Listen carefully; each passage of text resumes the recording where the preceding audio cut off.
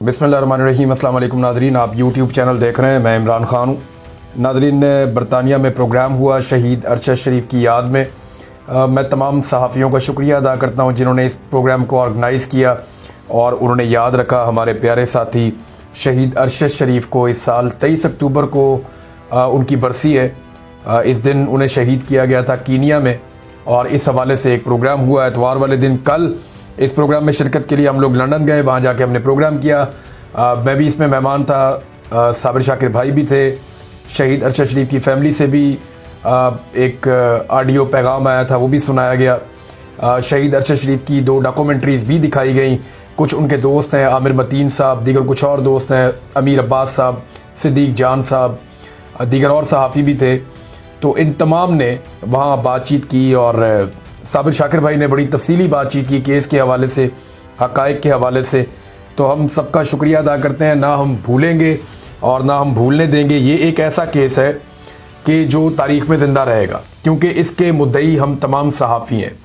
आज कुछ बोल पा रहे हैं, कुछ नहीं बोल पा रहे। जो नहीं बोल पा रहे उनके दिल में भी दुख है, और कल वो ये सब आवाज़ उठाएंगे। ये जिन लोगों ने जुल्म किया है वो हमेशा इन सीटों के साथ चिपके नहीं रहेंगे। हम उन्हें कटहरे के अंदर लेकर आएंगे। जब ये मतला साफ़ होगा तो उन्हें इसका जवाब देना पड़ेगा। अभी सिर्फ इंतज़ार हम ये करते हैं कि जो बातें हम करके आए, जो हक़ाइक़ हमने सामने रखे, उसके बाद एस्टेब्लिशमेंट अपने कौन से मज़ीद टाउट्स और असासे लॉन्च करती है ताकि वो बेनकाब हों और हमें पता चले कि कौन कौन आजकल एस्टेब्लिशमेंट के लिए या मिलिट्री एस्टेब्लिशमेंट के लिए टाउटगिरी का काम कर रहा है। ख़ास तौर पे सहाफ़ियों में से मुझे इंतज़ार रहेगा कि कौन कौन अब इसका जवाब देने के लिए लॉन्च किया जाता है। नाज़रीन, ख्वाजा आसिफ साहब के मैं स्टेटमेंट्स देख रहा था। ये तो शर्मिंदा भी नहीं होते। यानी इस उम्र में आके बंदा कम से कम ये कर लेता ना कि मेरी उम्र की शर्म हो जाए। यानी शर्मिंदा भी नहीं होते। बहुत अजीब किस्म की डिटाई है। वैसे शर्मिंदा तो इन्हें तब होना चाहिए था जब ये उस्मान डार से इलेक्शन हार गए थे और जनरल बाजवा से कह के इन्होंने सीट ले ली थी। शर्मिंदा तो इन्हें तब होना चाहिए था जब ये उस्मान डार की वालदा से भी हार गए थे बगैर इंतखाबी निशान के, और इनकी हार अनाउंस भी हो गई थी ऑलमोस्ट, लेकिन फिर इन्होंने एस्टेब्लिशमेंट से जाली फार्म 47 ले लिए थे। अब भी शर्मिंदा नहीं हो रहे। एक दिन पहले तक ख्वाजा आसिफ जिन मुज़ाकरात को गद्दारी कह रहे थे, मुल्क की दुश्मनी करार दे रहे थे, अभी वही मुज़ाकरात करने के बाद वो जश्न मना रहे हैं कि जनाब हमारा तो काम हो गया, काम बन गया, कमाल काम हो गया, हमें तो बड़ी कामयाबी मिल गई, और कामयाबी अपने खाते में डालने की कोशिश कर रहे हैं। यही तो इमरान खान समझा रहा था। इनकी खोपड़ी में बात देर से घुसती है। इमरान खान समझा रहा था कि पाकिस्तान मुतहम्मिल नहीं हो सकता सारे फ्रंट खोलने का, लिहाजा बातचीत करो और दहशतगर्दी के मामले को हल करो। अभी भी मौका है। इमरान खान साहब ने जो बाकी बातें समझाई हुई हैं दहशतगर्दी से निपटने के लिए, उस पॉलिसी के ऊपर आप चलें। ताकत का इस्तेमाल कम करें, दिमाग का इस्तेमाल ज़्यादा करें। सियासी लोगों को आगे लेकर आएँ, कबायली जरगे से बातचीत करें। ये मामला हल की तरफ जाएगा, वैसे नहीं जाएगा। इसमें नाज़रीन पाकिस्तान को देखें। पहले तो पाकिस्तान का बिल्कुल एक नुक्ता नज़री अलग था ना। जब पाकिस्तान डोनाल्ड ट्रंप को तश्तरी में सजाकर अफ़गानिस्तान के साथ एक जंग पेश कर रहा था कि हुक्म कीजिए आका, क्या करना है, तो ट्रंप ने ही फैसला करना था जो भी करना था। लेकिन हुआ क्या? हुआ ये कि डोनाल्ड ट्रंप ने इस पर कोई तवज्जो नहीं दी, और उसकी वजह यह है कि अमेरिका में डोनाल्ड ट्रंप के साथ जो हो रहा है वो कम हो रहा है। वहाँ पे तारीखी नौइयत के बड़े बड़े एहतजाज हो रहे हैं। इतने बड़े एहतजाज पहले अमरीकी सदूर के ख़िलाफ़ हमने नहीं देखे। एहतजाज होते रहते हैं अमेरिका में, लेकिन इस बड़े पैमाने पर इस तरीके से ऑर्गेनाइज एहतजाज बहुत बड़ी कंपेन बन गई है। नो किंग्स मूवमेंट, कि कोई बादशाहत नहीं है, ये मूवमेंट चल रही है वहाँ पे अमेरिका में, ट्रंप के ख़िलाफ़ चल रही है। और ट्रंप ने लोगों को चिढ़ाने के लिए एक अजीबोगरीब आर्टिफिशियल इंटेलिजेंस की वीडियो लगा दी। वो लोग और चिढ़ गए। को कहा जा रहा है वो 70 लाख लोग बाहर आ गए, कुछ लोग कह रहे हैं इससे भी ज़्यादा आ गए, और बड़ी तादाद में बाहर निकल के उन्होंने झंडे गाड़ दिए एहतजाज के। लेकिन वहाँ पे मैं हैरान हो रहा था, ना कंटेनर लगते हैं, ना गिरफ्तारियाँ होती हैं, ना चादर और चारदीवारी का तकद्दुस पामाल किया जाता है, ना बंदों को उठाया जाता है उनके घरों से, ना ख़वातीन को सड़कों पर घसीटा गया वहाँ पर, ना गोलियाँ चलाई गई। ये अमेरिका के पास तो बेहतरीन हथियार है, उनकी फ़ोर्स तो बहुत ताकतवर है पाकिस्तान की फ़ोर्स से। आपने देखा ना, आपके आर्मी चीफ भी वहाँ जाते हैं तो कैसे मुहज़्ज़िब होकर खड़े होते हैं, जो यहाँ के सबसे ताकतवर आदमी है। तो इसका मतलब है वो बहुत ताकतवर है अमेरिकन्स, लेकिन उन्होंने यूज़ ऑफ फोर्स अपने लोगों पर नहीं किया। ये इक़दार होती हैं मुल्कों की। उन्हें पता है कि अपने लोगों को नहीं मारते। लेकिन आप देखें पाकिस्तान में हमारी जो मिलिट्री एस्टेब्लिशमेंट है वो ऐसी पॉलिसियां बनाते हैं जिनमें वो अपने लोगों को मारते हैं। अब जब ट्रंप ने इस पर तवज्जो नहीं दी तो पाकिस्तान को एक और बात का खतरा पैदा हुआ। पाकिस्तान के पास कुछ इंटेलिजेंस रिपोर्ट्स हैं, और ये मैं आपको जिम्मेदारी के साथ कह रहा हूँ, इक्का दुक्का जगह पे ये चीज़ें छपी भी हैं, लेकिन मैं जो आपको न्यूज़ दे रहा हूँ ये मैं अपने सोर्स से आपको खबर दे रहा हूँ, और ये कंफर्म भी कर सकते हैं जो जर्नलिस्ट हैं इस्लामाबाद में, रावलपिंडी में।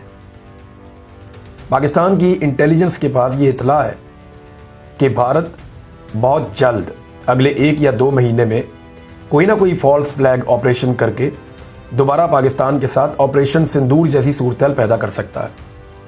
ऐसे में अफगानिस्तान के साथ एक पंगे में लगातार रहना और फिर भारत जैसे खतरे का सामना करना, ये दोनों चीज़ें अगर एक साथ होती हैं तो पाकिस्तान के लिए बड़ी प्रॉब्लम हो सकती थी। लिहाजा उस वक्त पाकिस्तान ने फ़ौरन कोशिश की, कतर को बीच में डाला और फिर हमारा एक सीज़ फायर का मुआहदा हो गया। अब सीज़ फायर का मुआहदा तो हमारे पास है, लेकिन यहाँ पे एक और ख़बर आई है जो बड़ी तशवीशनाक है। ख़बर ये है कि बड़ी खामोशी के साथ ये काम डाला गया, और इफ्तिखार फिरदौस साहब हैं और बड़े तजुर्बाकार आदमी, इन्होंने इसकी निशानदेही की।